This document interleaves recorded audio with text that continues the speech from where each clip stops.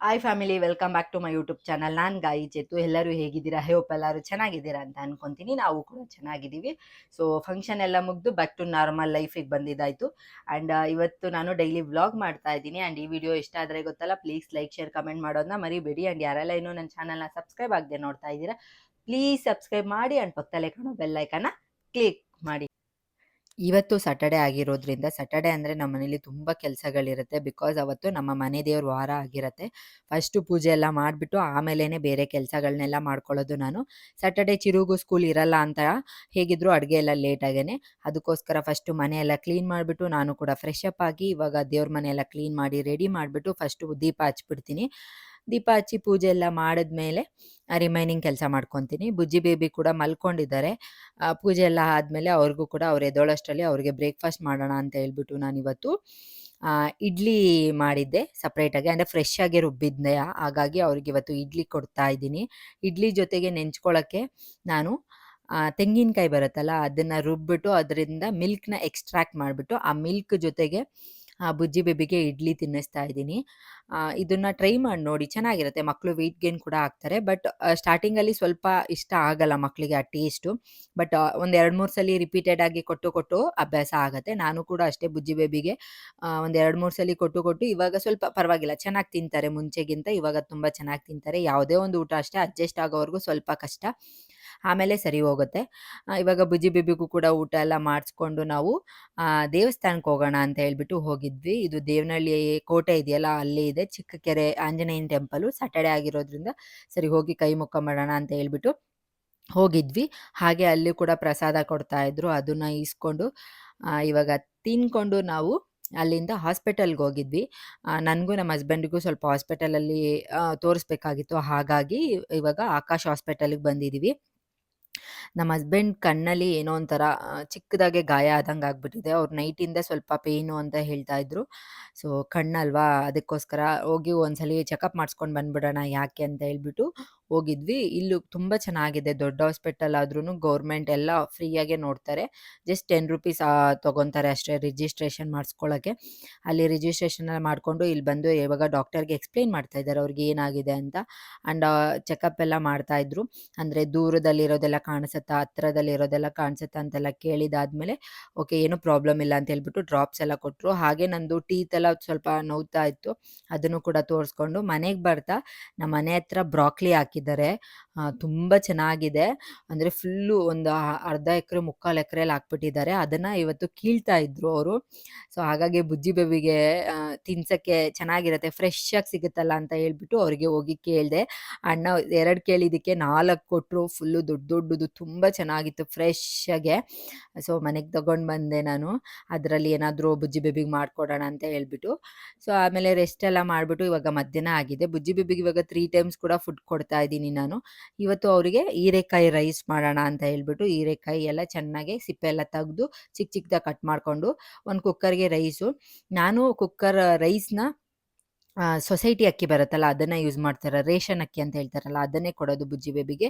Because ಅದರಲ್ಲಿ nutrients ಎಲ್ಲ ಜಾಸ್ತಿ ಇರುತ್ತೆ, ಮಕ್ಕಳಿಗೂ ಕೂಡ ತುಂಬ ಒಳ್ಳೆಯದು. ಹಾಗಾಗಿ ಸೊ ಅದಕ್ಕೇನಿಲ್ಲ, ಜಸ್ಟ್ ಪೆಪ್ಪರ್ ಪೌಡ್ರು ಮತ್ತು ಜೀರಾ ಪೌಡ್ರ್ ಹಾಕ್ಬಿಟ್ಟು ಒಂದು 3 to 4 ವಿಷಲ್ ಚೆನ್ನಾಗಿ ನೀವು ಕುಕ್ ಮಾಡಿಬಿಟ್ರೆ ತುಂಬ ಚೆನ್ನಾಗಿ ಬೆಂದೋಗಿರುತ್ತೆ ಅದು.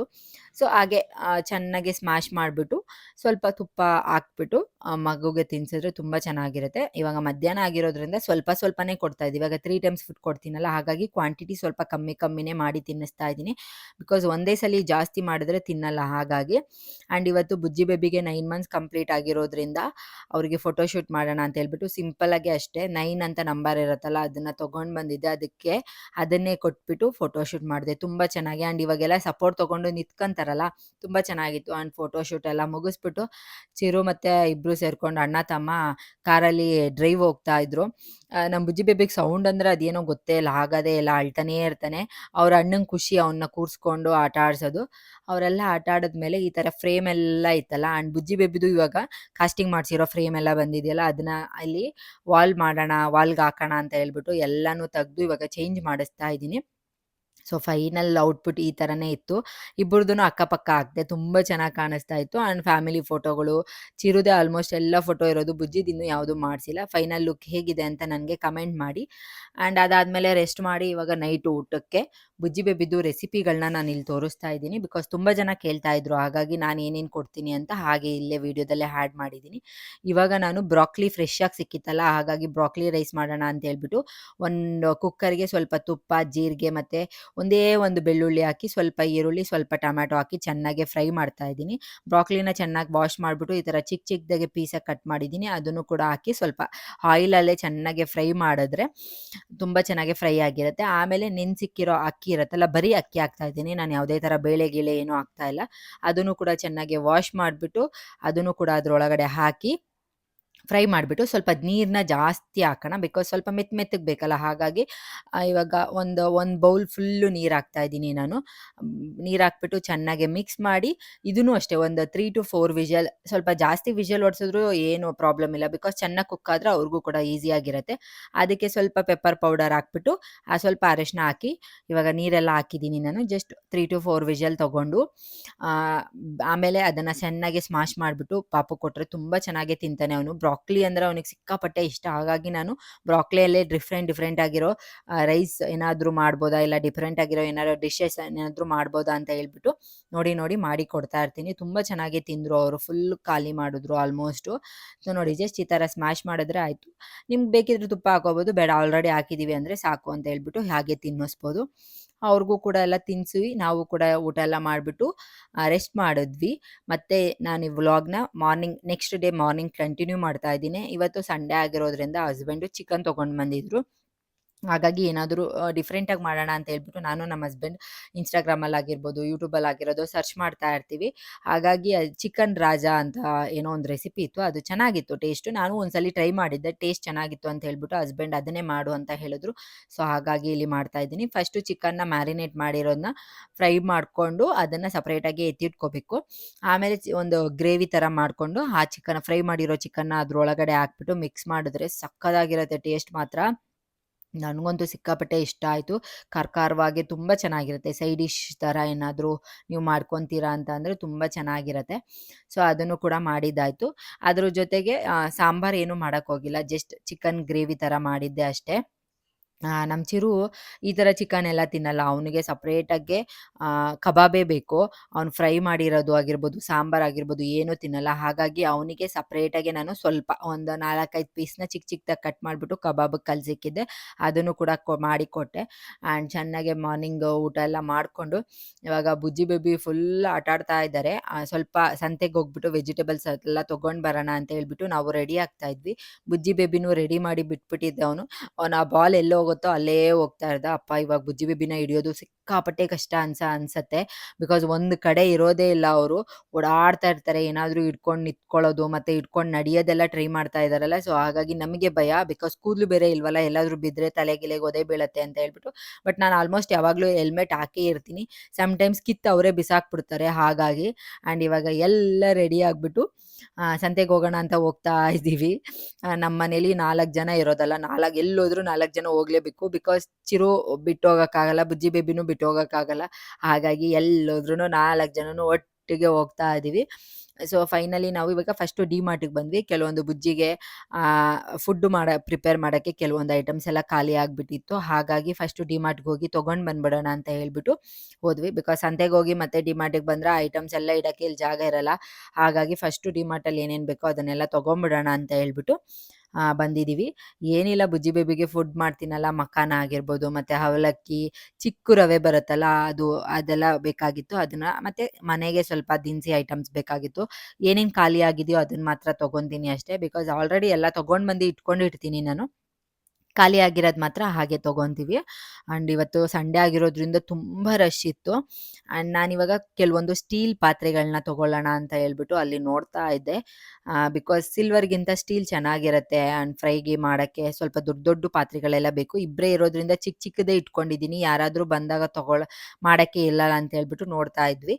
ಸ್ವಲ್ಪ ಕಾಸ್ಟ್ಲಿ ಅನ್ನಿಸ್ತು. ಸರಿ, ನೆಕ್ಸ್ಟ್ ಟೈಮ್ ತೊಗೊಳ್ಳೋಣ ಅಂತ ಹೇಳ್ಬಿಟ್ಟು ಬಂದು ಇಲ್ಲಿ ಔಟ್ಸೈಡ್ ಬಂದಾಗ ಐಸ್ ಕ್ರೀಮ್ ತೊಗೊಂಡು ತಿಂತಾ ಇದ್ರೆ ನಮ್ಮ ಬುಜ್ಜಿ ಬೇಬಿ ಬಾಯಿ ತೊಗೊಂಡು ನನಗೂ ಬೇಕು ನಂಗೂ ಬೇಕು ಅಂತ ಅವನೇನು ನನ್ನ ಕೈನ ಹಿಡ್ಕೊಂಡು ಕಿತ್ಕೊಂಡು ಬಾಯಿಗೆ ಇಟ್ಕೊತಾ ಇದ್ದ ಅವನು.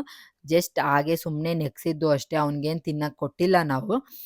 ಸೊ ಡಿಮಾರ್ಟಲ್ಲೆಲ್ಲ ಶಾಪಿಂಗ್ ಎಲ್ಲ ಮಾಡ್ಕೊಂಡಾದ್ಮೇಲೆ ಸಂತೆಗೆ ಹೋದ್ವಿ ವೆಜಿಟೇಬಲ್ಸ್ ಎಲ್ಲ ತೊಗೊಳ್ಳೋಣ ಅಂತ. ಅವರೇಕಾಯಿ ನಮ್ಮ ಹಸ್ಬೆಂಡು ಅವರೇಕಾಳು ಮಿಕ್ಸ್ಚರ್ ಮಾಡ್ತಾರಲ್ಲ ಅದನ್ನು ಮಾಡೋಣ ಅಂತ ಹೇಳ್ಬಿಟ್ಟು ಅವರೇಕಾಯಿ ತಗೋ ಅಂತ ಹೇಳಿದ್ರು. ಇಲ್ಲಿ 100 ರುಪೀಸಿಗೆ 3 ಕೆಜಿ ಅಂತ ಏನೋ ಸೇಲ್ ಮಾಡ್ತಾಯಿದ್ರು, ಹಾಗಾಗಿ ತೊಗೊಂಡೆ. ಸ್ವಲ್ಪ ಜಾಸ್ತಿ ಮಾಡಿ ಇಟ್ಕೊಂಡ್ರೆ ಮನೇಲಿ ಅವಾಗವಾಗ ತಿನ್ನೋಕ್ಕಾಗತ್ತೆ ಅಂತ ಹೇಳ್ಬಿಟ್ಟು ಅದೆಲ್ಲ ಆದಮೇಲೆ ಹೋಗಿ ವೆಜಿಟೇಬಲ್ಸ್ ಆಗಿರ್ಬೋದು, ಸೊಪ್ಪು, ಇಲ್ಲಿ ಸಂಡೇ ಟೈಮು ತುಂಬ ಫ್ರೆಶ್ಶಾಗಿ ಎಲ್ಲನೂ ಸಿಗುತ್ತಲ್ಲ, ಹಾಗಾಗಿ ಎಲ್ಲನೂ ಒಟ್ಟಿಗೆ ತೊಗೊಂಡು ಬಂದುಬಿಟ್ರೆ ಒಂದು ವೀಕಿಗೆ ಆಗೋಷ್ಟು ಎಲ್ಲನೂ ಇರುತ್ತೆ. ಇನ್ನು ನೆಕ್ಸ್ಟ್ ವೀಕ್ವರೆಗೂ ತಲೆನೋವಿರಲ್ಲ. ಹಾಗಾಗಿ ಎಲ್ಲನೂ ತೊಗೊಂಡು ಮನೆಗೆ ಬಂದು ಇವಾಗ ಎಲ್ಲ ಕ್ಲೀನ್ ಮಾಡಿಬಿಟ್ಟು ಎತ್ತಿಕ್ತಾ ಇದ್ದೀನಿ. ಹಾಗೆ ನಾನು ಡಿಮಾರ್ಟಲ್ಲಿ ಬುಜ್ಜಿ ಬೇಬಿಗೆ ಎಲ್ಗಾರು ಕರ್ಕೊಂಡೋಗೋದು ತುಂಬ ಶೆಕೆ ಆಗ್ತಾ ಇರುತ್ತೆ, ಹಾಗಾಗಿ ಚಿಕ್ಕದೊಂದು ಫ್ಯಾನ್ ತೊಗೊಂಡೆ. ತುಂಬ ಚೆನ್ನಾಗಿತ್ತದು. ಜಸ್ಟ್ 170 ರುಪೀಸ್ ಏನೋ ಇತ್ತು, ಅದನ್ನು ತೋರಿಸ್ತಾ ಇದ್ದೆ. ಇವಾಗ ನೈಟ್ ಊಟಕ್ಕೆ ಬುಜ್ಜಿ ಬೇಬಿಗೆ ನಾನು ಇಲ್ಲಿ ಫುಡ್ ಪ್ರಿಪೇರ್ ಮಾಡ್ತಾ ಇದ್ದೀನಿ. ಆಲ್ರೆಡಿ ಮುಡಿ ಕೊಟ್ಟಿರೋದ್ರಿಂದ ಇವಾಗ ನಾವು ನಾನ್ ವೆಜ್ ಆಗಿರ್ಬೋದು, ಎಗ್ ಆಗಿರ್ಬೋದು ಪ್ರತಿಯೊಂದು ಕೊಡೋಕ್ಕೆ ಸ್ಟಾರ್ಟ್ ಮಾಡಿದ್ದೀನಿ ನಾನು ಇವಾಗ. ಸೊ ಹಾಗಾಗಿ ಇವತ್ತು ನಾನು ಚಿಕನ್ ಬ್ರಾಕ್ಲಿ ರೈಸ್ ಮಾಡ್ತಾ ಇದ್ದೀನಿ. ಬ್ರಾಕ್ಲಿ ನಿಮಗೆ ಆಪ್ಷನಲ್ಲು, ಹಾಕಿದ್ರೆ ಹಾಕ್ಬೋದು, ಇಲ್ಲಾಂದರೆ ಬರೀ ಚಿಕನ್ ಕೂಡ ಹಾಕಿ ನೀವು ಇಲ್ಲಿ ಮಾಡ್ಬೋದು. ಚಿಕನ್ನ ಇಲ್ಲಿ ನೋಡಿ ಈ ಥರ ಚಿಕ್ಕ ಚಿಕ್ಕ ಪೀಸ್ದಾಗೆ ವಾಶ್ ಮಾಡಿಬಿಟ್ಟು ಕಟ್ ಮಾಡಿ ಇಟ್ಕೊಂಡಿದ್ದೀನಿ. ಸೊ ಇಲ್ಲಿ ಅಕ್ಕಿನೂ ಅಷ್ಟೇ ನೆನೆಸಿಕ್ಕಿದ್ದೀನಿ. ಇದು ರೇಷನ್ ಅಕ್ಕಿ ಆಗಿರೋದ್ರಿಂದ ಸ್ವಲ್ಪ ನೆನೆಸಿಕ್ಕಿದ್ರೆ ಬೇಗ ಬೇಯುತ್ತೆ ಅಂತ ಹೇಳ್ಬಿಟ್ಟು ಅಷ್ಟೇ.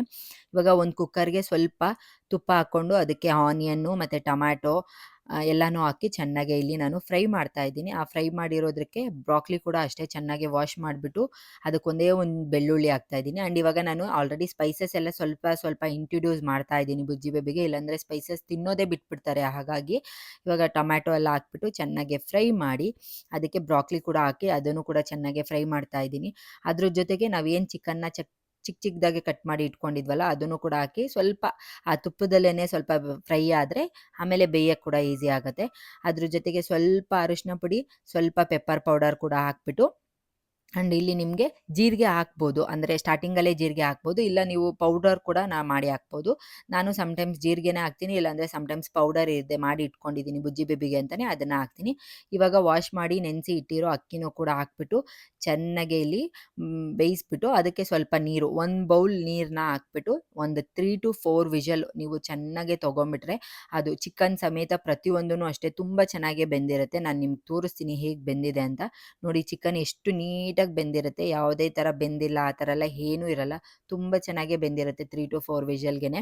ಆಮೇಲೆ ಅದನ್ನು ನೀವು ಚೆನ್ನಾಗಿ ಈ ಥರ ಒಂದು ಸ್ಮ್ಯಾಶ ತೊಗೊಂಡು ಎಲ್ಲನೂ ಚೆನ್ನಾಗಿ ಮಿಕ್ಸ್ ಮಾಡಿ ಸ್ಮ್ಯಾಶ್ ಮಾಡಿ ನೀವು ಮಕ್ಕಳಿಗೆ ಕೊಟ್ಟರೆ ತುಂಬ ಚೆನ್ನಾಗಿರುತ್ತೆ. ಬುಜ್ಜಿ ಬೇಬಿ ಫಸ್ಟ್ ಟೈಮ್ ಕೊಟ್ಟಿದ್ದು ನಾನು ಚಿಕನ್ ಹಾಗೆ ತಿನ್ನಿಸಿದ್ವಿ, ಬಟ್ ಈ ಥರ ರೈಸ್ ಮಾಡಿ ಫಸ್ಟ್ ಟೈಮ್ ಕೊಟ್ಟಿದ್ದು ತುಂಬ ಚೆನ್ನಾಗೇ ತಿಂದರು ಅವರು ಕೂಡ. ಆ್ಯಂಡ್ ನೈಟ್ ಟೈಮ್ ಕೊಡೋದ್ರಿಂದ ಟಮ್ಮಿ ಫಿಲ್ ಆದಂಗೆ ಇರುತ್ತೆ, ನೈಟ್ ಟೈಮ್ ಎದೊಳೋದು ಕೂಡ ಕಮ್ಮಿ ಆಗುತ್ತೆ. ಬುಜ್ಜಿ ಬೇಬಿಗೆ ಊಟ ಎಲ್ಲ ಮಾಡಿಸ್ಬಿಟ್ಟು ಇವಾಗ ನಾವು ಊಟ ಮಾಡೋಕ್ಕೆ ಕುತ್ಕೊಂಡಿದ್ದೀವಿ. ಹಸ್ಬೆಂಡ್ಗೆ ಈ ಥರ ಔಟ್ಸೈಡ್ ಕುತ್ಕೊಂಡು ಊಟ ಮಾಡೋದು ಅಂದರೆ ತುಂಬ ಇಷ್ಟ, ಹಾಗಾಗಿ ಎಲ್ಲ ತೊಗೊಂಡು ಬಂದು ಇಲ್ಲೇ ಇಟ್ಕೊಂಡು ಚಾಪೆ ಹಾಸ್ಕೊಂಡು ಇವಾಗ ಊಟ ಎಲ್ಲ ಮಾಡ್ತಾಯಿದ್ದೀವಿ. ಬುಜ್ಜಿ ಬೇಬಿ ನಾವು ಊಟ ಮಾಡ್ಬೇಕಾದ್ರೆ ಎಲ್ಲ ಎತ್ತಿ ಎತ್ತಿ ಕಿತ್ತಿ ಕಿತ್ತಿ ಎಳಿತಾನೆ ಇರ್ತಾರೆ, ಹಾಗಾಗಿ ಅವ್ರ ಕೈಯಲ್ಲಿ ಏನಾದರೂ ಒಂದು ಕೊಟ್ಬಿಟ್ರೆ ಅವ್ರ ಪಾಡಿಗೆ ಅವ್ರು ಆಟ ಆಡ್ಕೊಂಡಿರ್ತಾರೆ. ಸೊ ಸೌಟ್ ಕೊಟ್ಟು ಕೂರಿಸಿದ್ದೀವಿ ಆಟ ಆಡ್ಕೊಂಡಿರಲಿ ಅಂತ ಹೇಳ್ಬಿಟ್ಟು. ನಾವು ಕೂಡ ಇವಾಗ ಊಟ ಎಲ್ಲ ಮಾಡಿಕೊಂಡು ಹೋಗಿ ರೆಸ್ಟ್ ಮಾಡಬೇಕು ಅಷ್ಟೇ. ನೋಡಿದ್ರಲ್ಲ, ಈ ವಿಡಿಯೋ ನಿಮಗೂ ಯೂಸ್ಫುಲ್ ಆಗಿದೆ ಅಂತ ಅನ್ಕೊತೀನಿ. ಆ್ಯಂಡ್ ನಾನು ಮಾಡಿರೋ ಎಲ್ಲ ರೆಸಿಪಿನೂ ಒಂದ್ಸಲಿ ಟ್ರೈ ಮಾಡಿ ನೋಡಿ. ಇಷ್ಟ ಆದರೆ ಗೊತ್ತಲ್ಲ, ಪ್ಲೀಸ್ ಲೈಕ್, ಶೇರ್, ಕಮೆಂಟ್ ಮಾಡೋದನ್ನ ಮರಿಬೇಡಿ. ಆ್ಯಂಡ್ ಈ ವಿಡಿಯೋ ನಿಮಗೂ ಹೆಲ್ಪ್ಫುಲ್ ಆಗಿದೆ ಅಂತ ಅನ್ಕೊತೀನಿ. ಈ ವಿಡಿಯೋನ ನಾನು ಇಲ್ಲಿಗೆ ಎಂಡ್ ಮಾಡ್ತೀನಿ. ಮತ್ತೆ ಇದೇ ಥರ ಹೊಸ ವಿಡಿಯೋದಲ್ಲಿ ಸಿಗ್ತೀನಿ. Take care. ಬಾಯ್ ಬಾಯ್.